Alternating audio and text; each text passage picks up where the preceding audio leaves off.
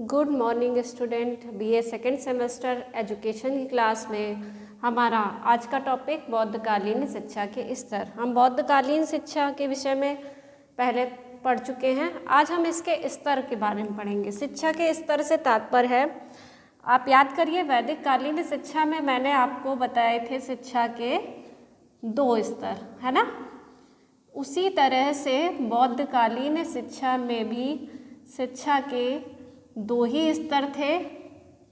पहला था प्राथमिक और दूसरा था उच्च शिक्षा। ठीक है, यानी बौद्धकालीन शिक्षा व्यवस्था भी 2 भागों में बटी थी। पहली थी प्राथमिक शिक्षा या प्रारंभिक शिक्षा और दूसरी थी हमारी उच्च शिक्षा। ठीक है, प्राथमिक और उच्च शिक्षा वैदिक काल की तरह। ठीक है, वैदिक काल में भी आपने पढ़ा था प्राथमिक शिक्षा और उच्च शिक्षा। ठीक है, तो अब हम सबसे पहले उठाते हैं प्राथमिक शिक्षा, अर्थात प्राथमिक शिक्षा के विषय में जानकारी प्राप्त करते हैं कि प्राथमिक शिक्षा में पाठ्यक्रम क्या था, भाषा क्या थी, इत्यादि चीज़ें। ठीक है, तो सबसे पहले मैंने एक चीज़ बता दी कि वैदिक काल की तरह इसमें भी प्राथमिक शिक्षा भी थी।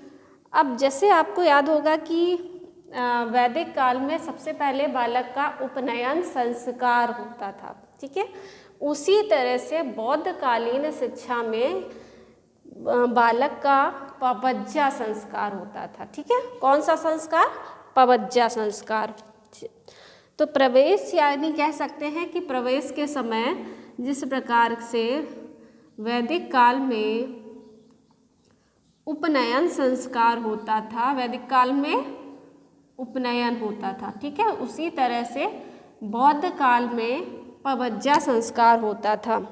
वैदिक काल में क्या था, आपने पढ़ा होगा, गुरु के समक्ष प्रस्तुत किया जाता था। ठीक है, बालक को। उसी तरह से पवज्जा संस्कार में भी बालक को मठ में लाया जाता था, भिक्षुओं के सामने बालक को उपस्थित किया जाता था। ठीक है, बालक जो होता था अपने सिर के बाल निकलवा देता था, या जिसे हम कहते हैं, ठीक है, और पीले वस्त्र धारण करता था।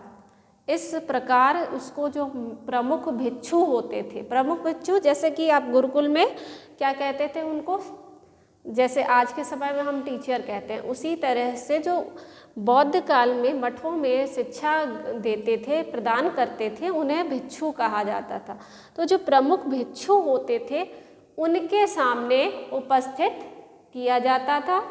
ठीक है, देन वो 3 वाक्य कहता था प्रमुख भिक्षु,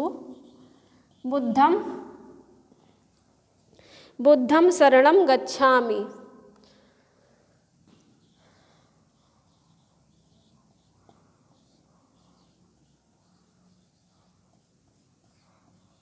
बुद्धम धम्म गच्छामि,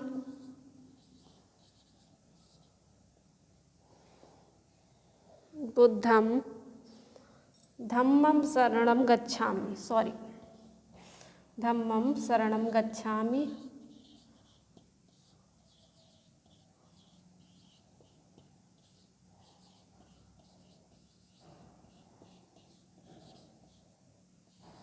बुद्धम शरणम गच्छामि, धम्मम शरणम गच्छामि, संघम शरणम गच्छामि।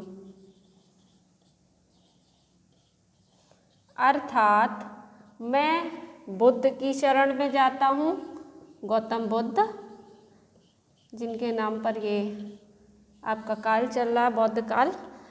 मैं बुद्ध की शरण में जाता हूँ, मैं धर्म की शरण में जाता हूँ, मैं संघ की शरण में जाता हूँ।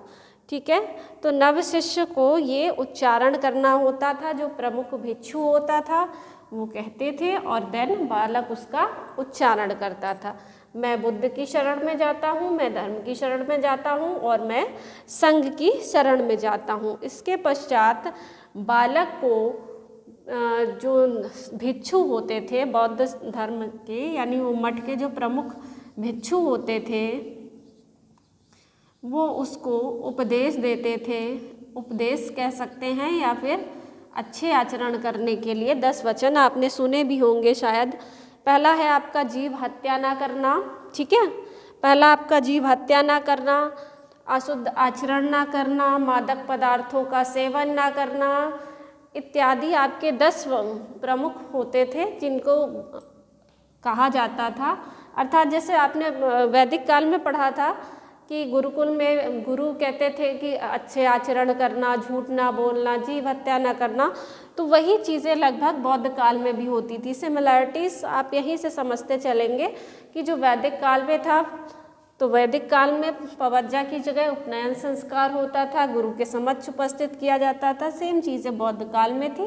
और उसी तरह से उपदेश देने के बाद जो नव शिष्य या भिक्षु, जो नव शिष्य होता था उसको मॉन्क भी कहा जाता था, वह मठ में रहकर शिक्षा ग्रहण करना स्टार्ट कर देता था, ठीक है।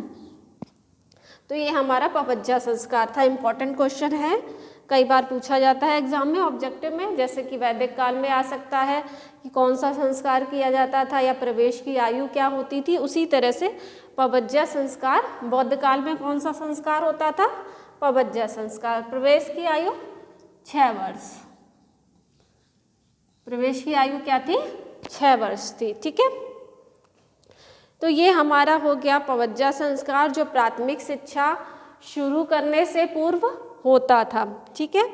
इसके आगे बात करते हैं आयु एवं अवधि की। तो आयु मैंने आपको बता दी, आयु होती थी 6 वर्ष और अवधि भी हमारी 6 वर्ष, यानी 6 वर्ष का बालक होता था और 6 वर्ष तक अर्थात 12 वर्ष तक बालक यह शिक्षा ग्रहण करता था।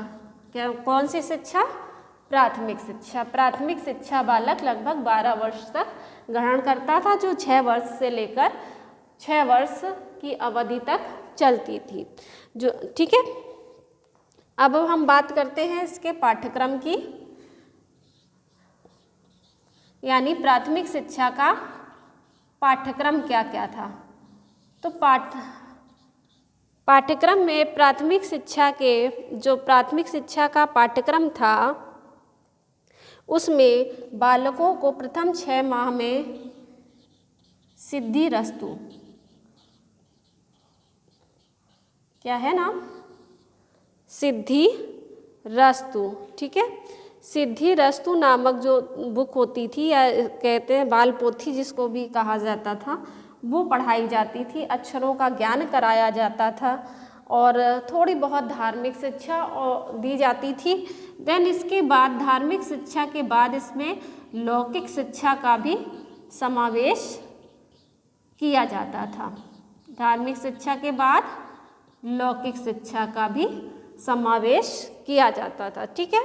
इसके बाद जो शिक्षा के माध्यम की बात करें तो शिक्षा का माध्यम पाली भाषा थी, ठीक है। वो उस समय जनसाधारण की भाषा भी थी और लोक भाषा थी। तो मोस्टली चूँकि बौद्ध धर्म का प्रचार प्रसार करना था तो शिक्षा का माध्यम जो था वो पाली भाषा ही थी। शिक्षा का माध्यम कौन सी भाषा, पाली भाषा, ठीक है। यानी प्राथमिक शिक्षा जो होती थी वो पाली भाषा में दी जाती थी, ओके। तो ये भी एक क्वेश्चन आपका ऑब्जेक्टिव में पुट होता है कि बौद्ध कालीन शिक्षा में शिक्षा का माध्यम क्या था, तो पाली भाषा थी। वैदिक काल में संस्कृत भाषा थी, बौद्ध काल में पाली भाषा, ओके। तो ये हमारा हो जाता है इतना। अब इसके बाद हम अभी प्राथमिक शिक्षा के कुछ चीज़ें और रह गई हैं, जैसे कि शिक्षण विधियाँ होती हैं वैदिक काल की ही तरह प्रश्नोत्तर विधि, वाद विवाद विधि प्रचलित थी। अन्य विषयों पर चर्चा हम अगले लेक्चर में करेंगे। आज की क्लास में फ़िलहाल इतना। Okay student, thank you.